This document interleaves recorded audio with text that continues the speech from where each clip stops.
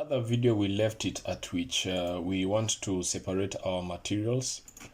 What we are going to do is we go back to Revit, go into your floor plan. I believe you're there. At your floor plan, the challenge was that this wall, as it is right now, you can see that it is a single layer. By that, I mean there aren't any other material elements in this wall. There is no plaster, there is no exterior cladding, etc. And when we come to the roof, also, it is one type of material. For you to confirm on that, you can click on roof, go to edit type. At the structure, click on edit, and you will see that the only material is the structure functional material at a thickness of 125. That means there is no other extra finishing placed on this roofing. When you go to the walls, just click on any wall. At the properties panel, go to edit type and just close this. At the structure, when you click on edit, you'll see that it is a single structure function at 200 millimeter thickness. It also doesn't have any exterior cladding or finishing. So for you to go about this, we want to separate our exterior look and interior look. Remember when we were at Twinmotion, the material we placed, the black material, it also appeared at the interior bit, of which we don't want that. So this is how we go about it. Click on wall, click on edit type, go to structure, and now let us insert another material. Just click on insert. Now, for the material that we've inserted, we can place it at a certain position. So let's just take it down and let's call it finish 2, and let's give it a thickness of 25, and by that we can also reduce this thickness to 175. And now we can select the exterior look. Let's see if there's any brick material. We can just give it brick. Click on OK.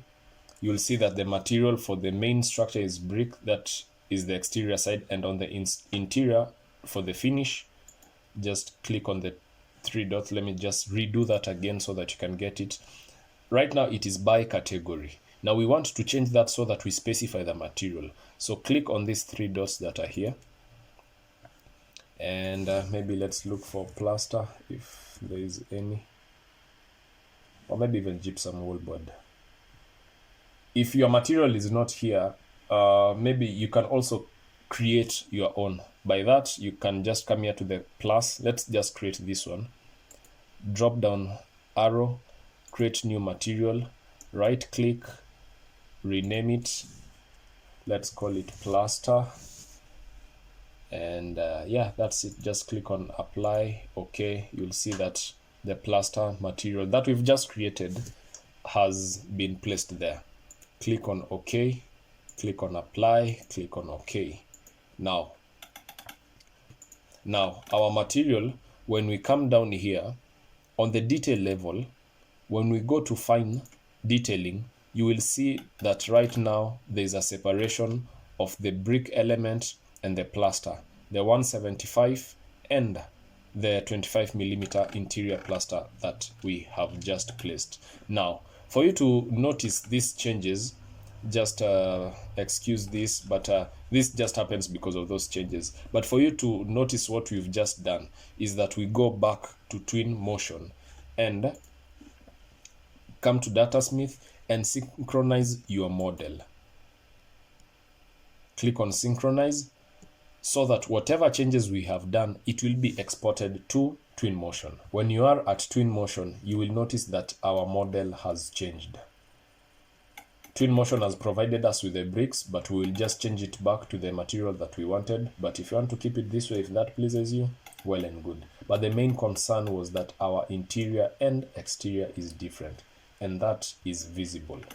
So you can see that on this wall specifically, this interior material, you can notice that on this wall, this exterior material is on the inside. And on this part, the interior plaster that should be facing inside is also outside. Same to this wall. So for that, how we can change that, let's go back to Revit. When you're at Revit, go to the ground floor, and what you need to do is to ensure that this internal plaster, this small thickness, should be facing inside. What you do is click on the wall and you will get this arrow. Click on it and the wall will automatically change. You now notice that our exterior thickness is outside. Now for this other wall, how we can go about it is that we can just delete it. Let's just drag from that point to here. Let us unjoin the element. Now from here, I want us to create another wall that will be having plaster both on this side and on the other end. Let's just delete also this wall opening. So let's go to architecture, architectural wall, the generic 200, click on edit. Now this is the wall that we had done these changes. So let's just duplicate it and let's call this internal wall. I believe you are with me. What we are doing is we are creating another wall element that won't be having the bricks, so that when we go to Twinmotion, both at the interior sections, at the room, and also at the foyer or entrance, the plaster will be seen and not the brick. So right now we are dealing with the internal wall that we've just created. Go to the structure, edit that, and now insert another material finish. Let's call it finish 1. Material, just type in plaster. Give it a thickness of 25, and maybe we can reduce this thickness to 150. Click on OK. Click on OK. Come at the center, and you can place the wall. Now you'll notice this wall is different because it has both thicknesses at, we have both thicknesses at either sides. That means we have plaster here and we have plaster on the other side, and the brick is at the center. Now let's click. Let's create another wall opening, as it were. Just click on the opening that is here. Click on CS to create similar. Click on this wall. Now let's give it, I believe it was 1000, and our height was 2100, I believe. For this, it must have been 500 or 550. That's even, and that's okay. Now we've changed this wall and we've changed also this wall. Now let's synchronize this model to see the changes that have happened. Oh, one more thing before you synchronize, just attach this wall that we've created, attach it to the roof so that it ends there. Remember to save your model as often, so just click on Control S to save it. Let's go to Twinmotion. Now at Twinmotion, you'll notice that now this section we have our plaster, but we're still having brick on top here. So it's just a matter of changing if we are just flipping the walls as we have gone through it. So we have to flip this wall and also find a way on how we'll be having brick at this section. So guys, small assignment here. When we come inside, you notice that this small wall that we had placed on top also has its brick, but right here we are having the plaster.